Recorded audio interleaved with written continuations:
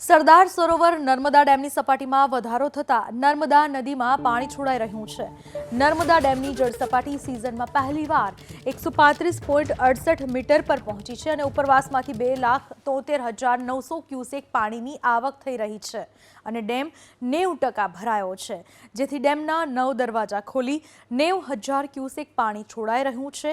સાથે જ riverbed power હાઉસમાંથી 43,720 cusec અને કેનાલ હેડ પાવર હાઉસ માંથી 18,256 ક્યુસેક મળી કુલ 1,51,976 ક્યુસેક પાણી છોડાઈ રહ્યું છે। નર્મદા ડેમ 90% ભરાઈ ચૂક્યો છે। ગુજરાતની જીવાદોરી સમાન આ નર્મદા ડેમ ગણવામાં આવે છે। તેના 9 દરવાજા ખોલીને પાણી છોડવામાં આવી રહ્યું છે અને રમણીય દ્રશ્ય પણ જોવા મળી રહ્યું છે।